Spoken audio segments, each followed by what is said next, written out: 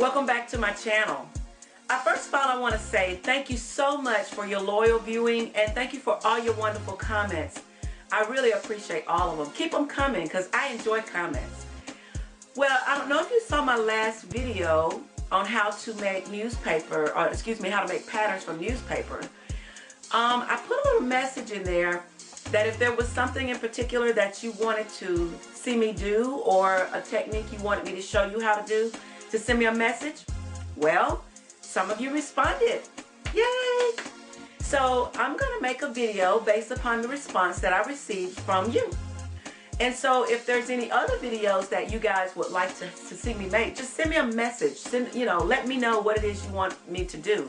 Because I have a lot of different skills and I would love to share those with you. So I hope you keep watching because I have lots more fun videos for you. Thank you so much. One of my viewers sent me a message that she wanted to know how to take an existing top or a shirt and make a pattern from it because it's her favorite and she wanted to know how to do that. And she mentioned that the top was a tunic top.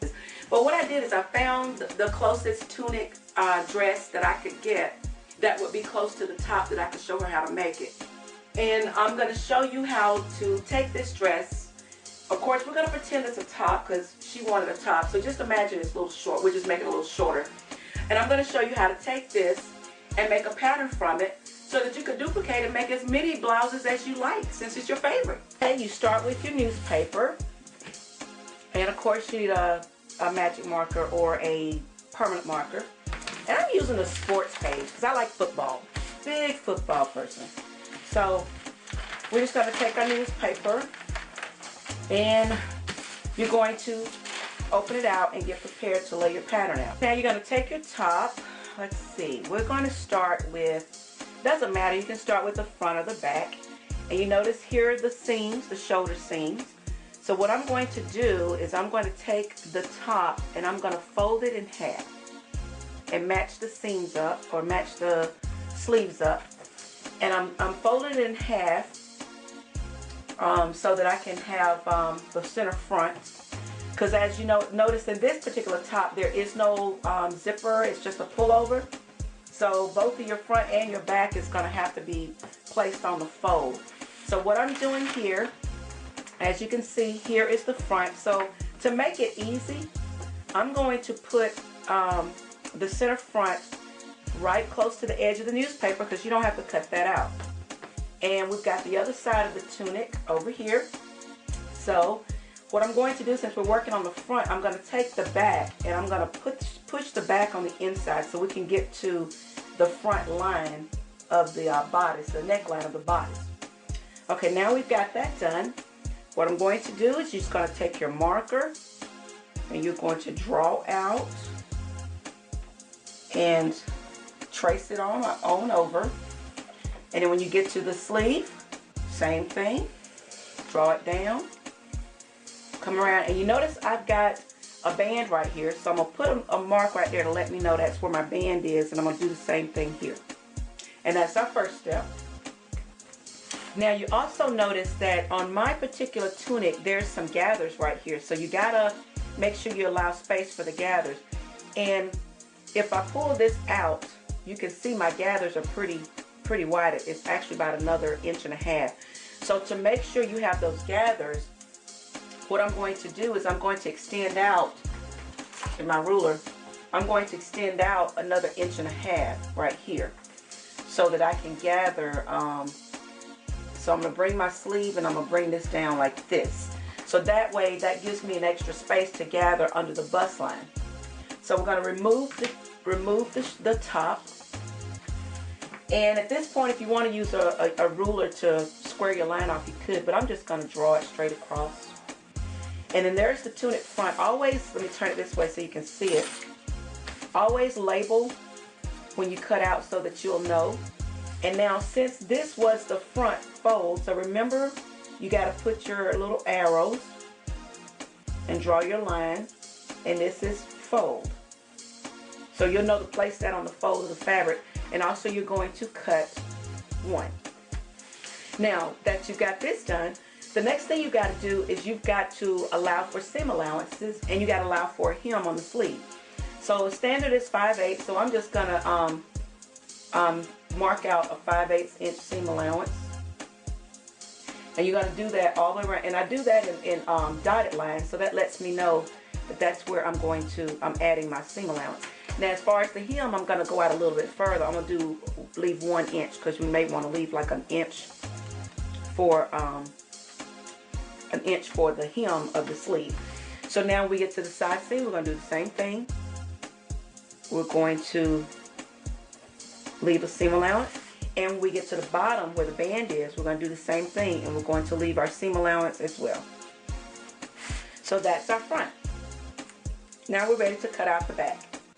We're going to do the same procedure on the back as we did on the front. So this time we're going to take the top, and we're going to fold it with the right side, the front sides together, so that we can get the back seam. You're going to lay the back on the fold. We're going to draw a little mark to let us know that's where the little band is, and we're going to trace out the back.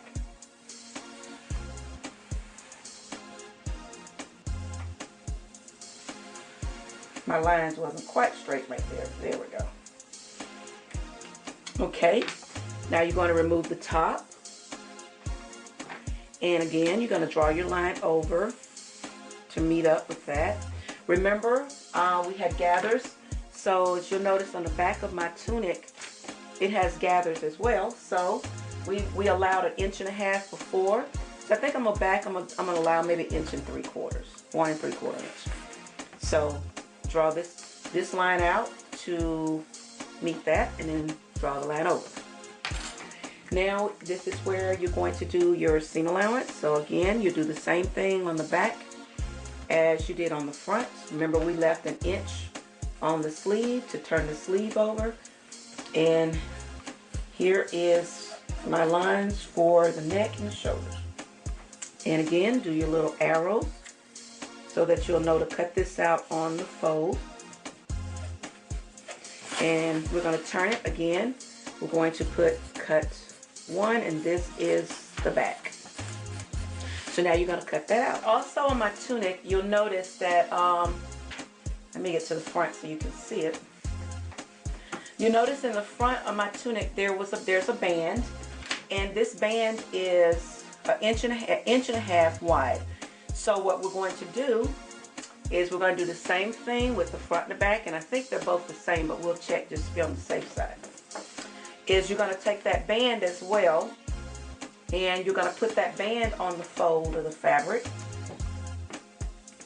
And this you can do pretty much anywhere. So I'm going to make a mark as to where the band is. And I'm going to do a mark over here as well. And I'm going to draw my line, because that lets me know that that's my front.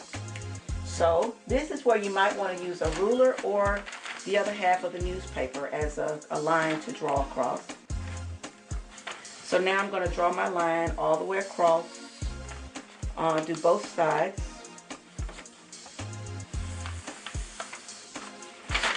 Okay, again, you want to draw your little arrow so that you'll know to cut this out on the fold. Okay, now you're going to do the same thing to the band that you did to the top, front and the back, is you're going to add your seam allowances. So you're going to add your seam allowances. And then you got to cut that out. But before I cut that out, I'm going to go ahead and do the same thing on the back. So you'll flip the back over, match the sides up. And that's what I'm doing. I'm matching the sides up. So I'm going to lay it out on the pattern as well, on the paper as well. And I'm going to do my markings there. And do my markings here. And then draw my line. Repeat that same thing here. So we're just going to draw the lines out.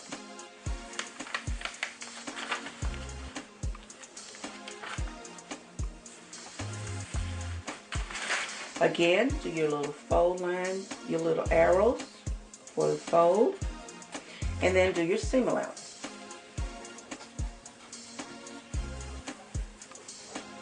Okay, now you've got your band, so you want to label your band. So this, you can say band front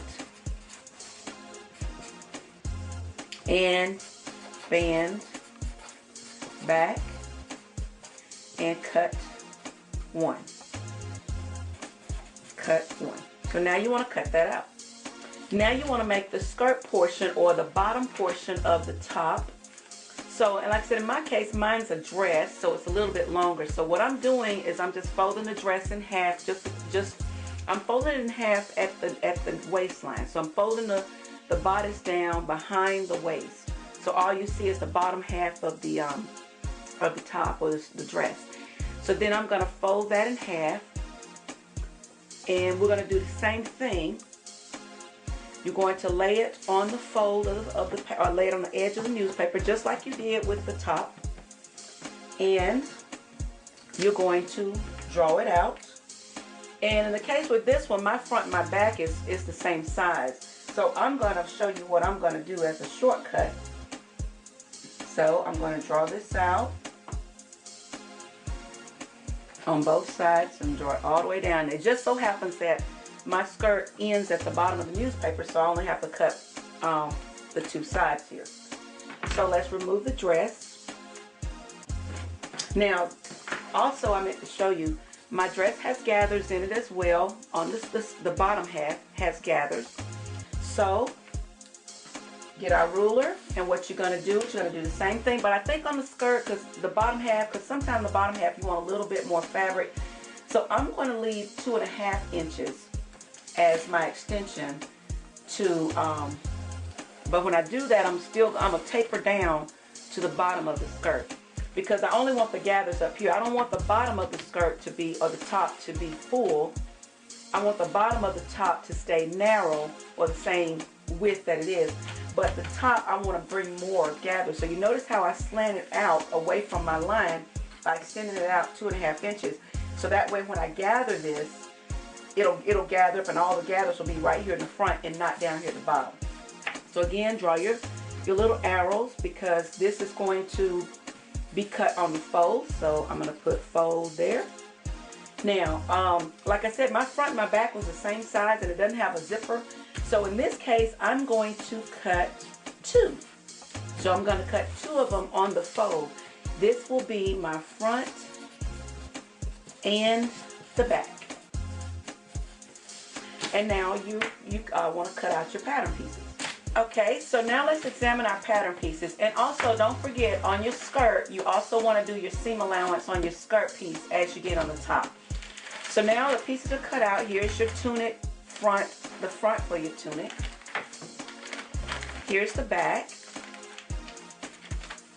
This is your band for the back. This is the band for the front. And this is the skirt pattern. So now you're ready to cut these out, but I'm gonna show you. All you got to do is just cut them out of your fabric. Make sure that when you cut your fabric, it's gonna be on the fold. But if it wasn't on the fold, you'd have a line that goes straight up and down that would say grain line.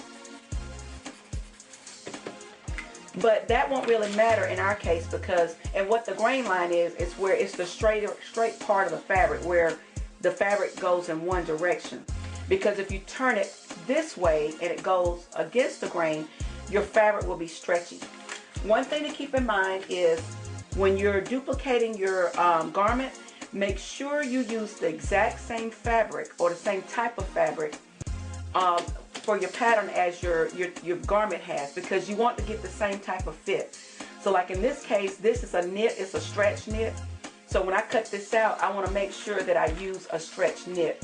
With our front piece, you notice that when, here's your band, when you place this on the fold, you notice that you got more fabric over here than you do. That's what you're supposed to have, because once this is gathered up, you put it together with the band and the gathers sit in the middle.